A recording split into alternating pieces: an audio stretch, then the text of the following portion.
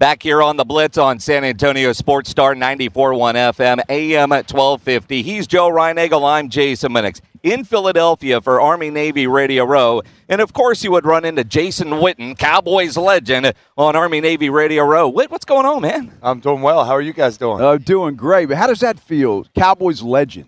Man, first off, I feel old. Second off, I'm humbled by that because there's obviously a lot of real legends that played for the Cowboys. And it was a great run, you know. I'm just proud of what we were able to do those years and flew by, man. I feel like 2003, I was at the Riverwalk with you, you know, That's right. in San Antonio. So, you know, it was a great ride, a lot of great people.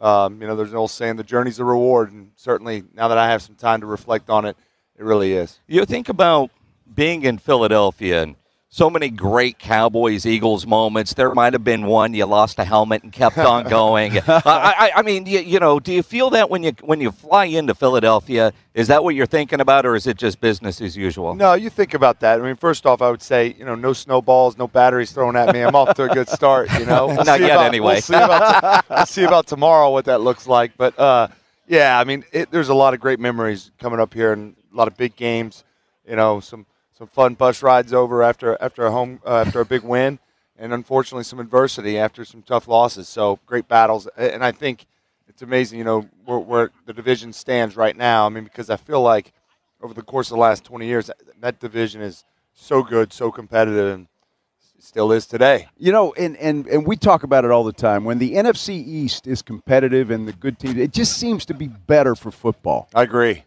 There's something about the NFC East, man, just the traditions and the teams that are there. Yeah, and I think they're playing good football, you know. I mean, I think, you know, those times the Giants beat the Patriots, they got in as a 6 seed. Yeah. You know, they didn't even win the division. So I think that shows how competitive it is, and, you know, just it continues to evolve, right? Quarterbacks come and go, and it seems like the next generation of guys step in, and it's going to be a showdown again in the NFC East. It certainly is. Jason Witten joining us here on the Blitz. When you think about this Cowboys team and as good as they appear this year, does it remind you of some of the teams you were on? I think it does in some ways, but I almost think they're better in a lot. I mean, first off, I don't know that I ever played on a Cowboys team that had this type of defense. Yeah. I mean, less than 200 yards passing, that's hard to do. You know, and then Micah Parsons, man, he came about 7-8 years too late. You know, I mean, just the guy's so dynamic. Yeah. There's so much he can do. You can get pressure on the quarterback. And, you know, I know Philly's good, and I know there's some other teams. But when I look at Dallas, and it's a little bit of a cliche, people say it a lot of, you know, playing winning football and playing complementary football, all those things. Like, I don't see them having a weakness. You know, like even last year, it's like they played San Francisco. As a fan, you're like, man, San Fran gets that running game going. Kyle Shanahan's pretty good. That could give those guys a little bit of fits. I don't think there's a weakness on their football team. I mean, now that CD's stepped up, I think he's kind of proven to be a number one. Gallup's getting healthy. Pollard, Zeke, that's a nice combo. Seems like Kellen's got a good flow for making sure both of them get their reps and touch the ball. So I don't look at this team and say, man, they have some major weaknesses that are going to hurt them down the stretch. I think they're positioned really well. You know, Jason, when you say that, and that's great, and the regular season is one thing, and then you get into the postseason, and, you know, Cowboy fans obviously disappointed last year. What's the difference? I mean, you could be rolling along in the regular season and all of a sudden just, you know, kind of lay an egg, so to speak, in the playoffs. Why is that? Well, I think the stage can become too big, right? I mean, you have to make those plays at the critical times that allow you to have that. I think this team's positioned better going into the playoffs because of the confidence they're playing with. You know, going back, people always say it like early in the season, those games you forget about, when Cooper Rush was able to play as well as he did, and not just him, but the supporting cast, giving them a lot of confidence. You know, hey, hopefully they can win half of them. You know, however long Dak's out, can we win half of them? And him play that well, that's huge to find them in this position. I don't think their schedule is extremely difficult going into the final stretch. They should be set up pretty well. But at some point, you're going to play a good team when you get in the postseason. And, you know, you got to play your best football at the right time. Jason Witten, Cowboys legend, joining us here on the Blitz. And you think about all the weapons that the Cowboys have, all this talk about OBJ, and it's just a circus. How is it when you're a player dealing with the circus that Jerry loves, yeah, but still try to keep it about football inside the room? I think it goes to your leadership. You know, your players, your captains, your leaders have to do a good job of blocking out that noise. It's part of playing for the Cowboys, and it's good. It helps us all, right? But while you're in the middle of it, you got to block it out. And there's nothing a coach can say or anything because you hear it, you read it.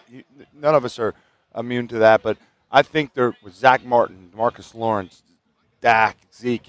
They've been in those situations before. I think they can handle that pretty well. This recruiting of Odell, I've never seen anything like it. Yeah. It's playing out in the public eye. I don't know. It's kind of fun. I think what I commend more than anything is how they're welcoming it, right? Even guys that he plays their position, and at the same time, they're not really panicking about it. I mean, they're in a pretty good spot. Obviously, if he's healthy, he can be a nice weapon for him going down the stretch. At the same time, I don't look at it and say, man, they got to get this guy, you know, and that's a good position. A luxury item. Absolutely. But, I mean, would you want to see him in a Cowboys uniform? Well, I have nothing against seeing him in a Cowboys uniform, yeah. And I think when healthy, that's just an added element when you get into the postseason, the ability to have big play striking ability, right? I mean, this guy has a great catch radius and the ability to catch it at any point on the field and potentially go the distance. That's just an added weapon. Not that CD can't do it or Gallup can't do it, but I think you're just adding another luxury weapon, as you mentioned. You know, Jason, as a player, and I've got to ask you this, obviously OBJ coming off a very serious injury. He was on Thursday Night Football last night and basically said, I don't see what the big deal is about playing in the regular season. How do you feel about something like that? Would you rather get a couple of games under your belt before that, or is there something to it?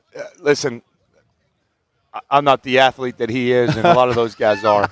But I mean, I would need the reps, and not just for myself, the reps and timing for the other, you know, for the quarterback to get a feel for me and the route concepts and to get to know the system, especially when you're coming off an injury. Is there some muscle memory, and is he gifted? Absolutely. But I would think from an organization standpoint, how are you going to count on that? Like, what's the role? What's the package? Is it 25 plays? Is it 40 plays? Is he playing in the slot, or is it only outside? I mean, you can't just sign the guy. I mean, I say that. Baker just did it after going 2 days. But, you know, over the long haul of 4 games or 5 games, going on a playoff push, it's really hard to do. So I think I understand his kind of motive and thought behind it, but as a coach, I would want to see, okay, let's get a couple games in the regular season, see where we're at, especially coming off an injury. It's going to be interesting to see how it ultimately plays out, but I think we all know if Jerry really wants it, Jerry tends to get it. That's absolutely. Right. Jason Witten joining us here on the Blitz. You look at this Cowboys offense, and I can't believe we've been talking to you this long and haven't brought up tight ends. What do you think of this tight end group? A couple of these young guys. It's been awesome to see. You know, I mean, I think I believe it was the Thanksgiving Day. They kind of all got a little bit of piece of it. So talented. You know, first I would start with Dalton. You know, to come in, I play with Dalton. I think he's exceeded a lot of expectations to be an every down player.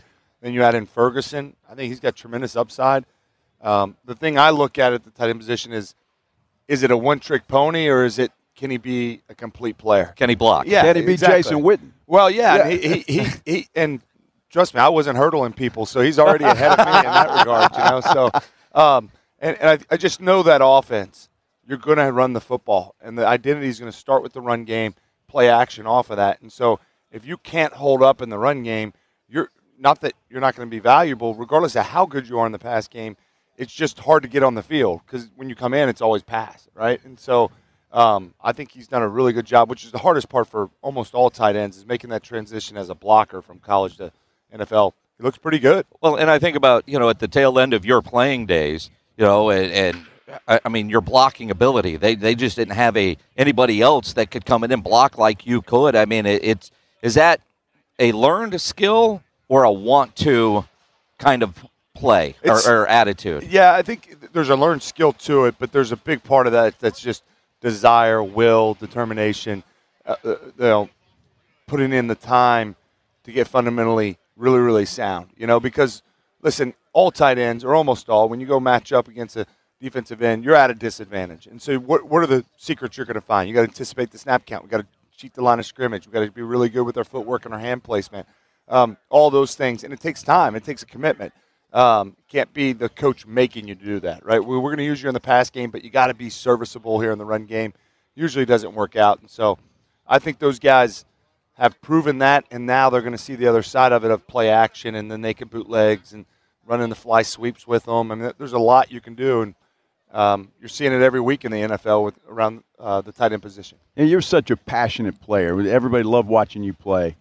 Do you still wake up some Sundays and say, man, I really miss this? Oh, every day, not just Sunday, every day. Yeah, that never goes away.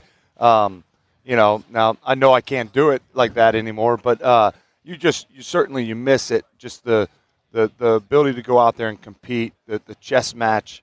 I mean, that's just such a big part of your life, and you don't take that away. And that's the hard part when it's over, is that you continue to miss it, right? And I never felt like there was a lot of tough days inside the Cowboys facilities, but I never felt like I had to work at it, right? It was something I loved and so passionate about, and there's a new challenge both for you individually, what you can do, but also with the team. How do you make the team better? And I think that's one thing that Dak has that's just kind of a defining trait, is those intangibles, getting the best out of everybody else around him. That comes pretty natural for him, and I think it'll serve him well when you get into these type of games like playoffs, where you need these guys to play at a higher level than maybe they've played before. Jason Witten joining us here on the Blitz. Great guy to ask this question to, because you played so many years with Romo. You played with Dak, you follow him, and you know the Cowboys fan base. You either love the quarterback or you hate the quarterback. that guy's never going to lead us to a Super Bowl. He's not capable of doing it. Is Dak capable of leading the Cowboys to a Super Bowl? Absolutely. I think, first off, I think he's really improved in the last couple of years in his accuracy and timing of probably some of the reasons maybe he went in the fourth round was, will he be able to be a pure passer inside the pocket? I thought before he got hurt there last year, pretty impressive on how he was throwing the ball, the anticipation inside the pocket. He's not using his legs nearly as much, but he can. I think when he gets in these bigger games, he'll use it even more. But there's nothing that I think he can't do. He's big, he's strong, he can get outside the pocket, and I think in the last couple of years he's made that big step of what we see in the kind of the elite quarterbacks of throwing 17-yard comebacks and putting it right where it needs to be. And so with that, along with all the intangibles that he brings, I think he'll get it. I think he'll get it sooner than a lot of people think. And let's face it, the quarterback for the Dallas Cowboys is always under a bigger microscope than anybody else in the NFL. And so my question is, as a player, the spotlight that is constantly on the Dallas Cowboys, do the players welcome that? Some do, some don't. And I think that's one of the things Will McClay and Stephen Jones and them have to kind of filter through is the lights are bright. And that's not for everybody, players and coaches, and you have to embrace that. And if you don't, you probably need to go to a different team, because, the praise is going to be great. And unfortunately, the criticism is going to be, that noise is going to be loud. And you got to keep your eye above the spectator line. You can't get bogged down on every single criticism. And I think you have enough of those guys inside that building right now. Some of those names I mentioned, Zach Martin and Dak and DeMarcus Lawrence has got a kind of a different switch that he can turn on as well. And so you got to embrace it, and I don't think that's something you can teach. You either have that somewhere deep inside of you or you don't. And, that's certainly, I think, as a coach or evaluator in scouting, you got to find out if the guy has it or not pretty quickly. It's going to be interesting to see for the Cowboys as this stretch run goes. And for tomorrow at the Army-Navy game, you were doing an event with USAA earlier today. Have you ever been to an Army-Navy game before? I have not. This will be my first time. And I got to tell you, being a fan of sports, it's kind of a bucket list item for me. I'm pretty excited to check it out. Well, we've got that in common. This is my first one, too. Okay. So I'm looking forward to it. Yeah, I mean, I just have so much. I saw some of the Army players and was able to speak to them earlier today, staying in the same hotel. And one of their assistant coaches asked if I would come over and share a few words with them. And I was thinking about what I could tell them, right, that get them prepared for the game. And I have so much admiration for those young men at that age to decide that they're going to make that type of commitment academically at the academy, commitment beyond their education and go serve and protect our freedom and then play football, and listen, Navy just beat a top 25 team. Yep. I mean, these teams have been ranked. So that's a lot on these young men's table every single day, and just great kids, highly competitive. I'm a big fan of the style in which they play, and I certainly wasn't ready to take on that type of commitment 18 years old. So great admiration for who they are as people. Well, and I know you talked to the Army team. I'm a Navy guy, so when Navy wins, don't think that your speech didn't do the trick tomorrow. You know what I mean? Don't take any blame for when Navy rolls out with the W tomorrow. You know what, Sonny, is I was representing the Navy here a little bit, trying to walk in the shadows of Roger Staubach. How do you do that? It's like, oh, he's another Cowboy, and guess what? It's like, listen, there's only one Roger Staubach. You can't replace him. But I was representing the Navy too, but I didn't tell the Army team. I had a buddy that went to the Naval Academy, so I've always kind of been a fan. But share some, tell some. Don't tell it all though. So I didn't tell those Army guys. There you go. Hopefully they're not listening. Go Navy, beat Army, right? That's right. Absolutely. It's very cool to see you here on USAA's Radio Row, man. I appreciate you guys having me on. Good to see you guys. Good to see you. You guys are first class.